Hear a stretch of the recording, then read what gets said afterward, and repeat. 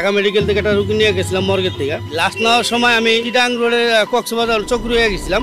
তো চকরিয়া যাওয়ার সময় আপনার ওই চিটাং পার হয়েছি তখন 3টার মতন বাজে রাত। হঠাৎ আপনার একটা পাহাড় ঘুরতেছে আর কি, শুধু আমি গাড়ি আমারটা আর একটা ট্রাক, এছাড়া কোনো গাড়ি নেই কক্সবাজার রাস্তায়। তখন ঢাকা দিকে কোনো গাড়ি যাইতো না, চিটাং পর্যন্ত গাড়ি থাকতো। অ্যাম্বুলেন্স তো সব জায়গায় যায়, রাত নেওয়ার দিন নাই। তো যাচ্ছি তখন ওই এক পাহাড় দেখি যে একটা মহিলা আপনার এই সাদা একটা পোশাক পরে, যেমন আমি যে পিছন দিয়ে যাচ্ছি ও পাহাড়ের দিকে চায় রয়েছে, মানে গাছের দিকে ওদিকে ফিরা। তা আমার খুব ভালো খারাপ লাগলো যে এরা কি মানুষ না কি আল্লাহ জানে, এত রাতে এই মহিলা এনে আসবে কেমন এই পাহাড়ের ভিতরে। আবার তারপরে আরেকটা পাহাড় যখন আমি ঘুরছি টার্নিং, তখন দেখি আমার ডাইন সাইডে আপুর পারে আইতেছে আর কি, খুবই করছে হারা। হ্যাঁ, তখন শোলমূল পশম খারা গেছে গা, কিন্তু আমার গাড়ি লক করা ছিল আর এসি চালানো ছিল। তো আল্লাহর রহমতে এমনি কোনো কিছু হয় নাই। কিন্তু চকুরিয়ার কাছাকাছি যখন গেছি তখন দেখি যে রাস্তা মনে করুন 4টা দেখা যায়, রাস্তা 4টা দেখা যায়। কিন্তু ওই আমার যে ডেড বডির লোক ছিল তারা দুজনই সামনে ছিল, হ্যাঁ ভয়ে, শুধু আমার হেল্পারটা পিছিয়ে ছিল। তো আমি বললাম যে দাদা ওঠেন, আপনারা এত ঘুমাইছেন, এই যে ঘুমাইলেন চিটাং থেকে ঢাকার থেকে শুরু করছেন, হ্যাঁ আমি একা গাড়ি চালাই এলাম। তখন এরা উঠটা গেলো যে কী হচ্ছে দাদা, আমি বললাম যে রাস্তা 4টা দেখা যাকে।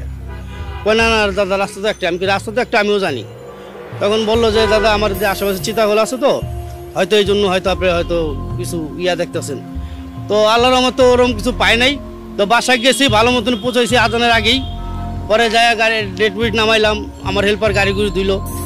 তা আসার সময় আপনার ওই সকালবেলায় একটু ঘুম লাগিয়েছিল গা। তা সামনে একটা বাস ব্রেক করছে, আর্মির গাড়ি ছিল সামনে, একদম পুরো আর্মির গাড়িতে যাই লাগা দিয়েছিলাম, দিরিম করে মেরে দিছি। মানে ওই বাধাটাই আর কি একটা বাধা হয়ে গেছিলো আর কি, যে রাত্রে কিছু করতে পারিনি, সকালে একটা বাধা পাইলাম আর কি।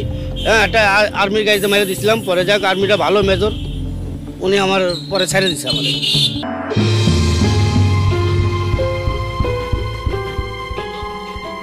ইউনাইটেড হসপিটাল থেকে বানসারামপুর গেছি। তাই ওনার ওই শ্মশানের জন্য 60,000 টাকার ফুল কিনছে। তাই আমরা 7 গাড়ি গেছিলাম, একটা ফ্রিজ, একটা অ্যাম্বুলেন্স, ডক্টর নার্স ছিল। তা ওই জায়গায় লিখে দিয়েছে ডেথ সার্টিফিকেট দিয়ে, সনদ দিয়ে বের করে দিয়েছে যে মারা গেছে। উনি ওই সময় সাপোর্টে ছিল, আইসিইউ সাপোর্টে। তারপর ওই ফেরিঘাটে যাওয়ার পরে উনি ওই জায়গা থেকে হঠাৎ করে যে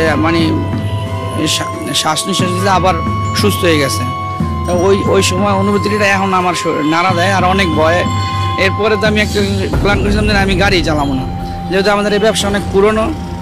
আর আমার বড় ভাই মেজো ভাই বড় ভাইয়ের গাড়ি আমি আর আমার মেজো ভাই দেখি। এই কারণে ওই অ্যাক্সিডেন্টের পরে আমি প্রায় 10 দিন গাড়ি চালাই নাই ভয়ে।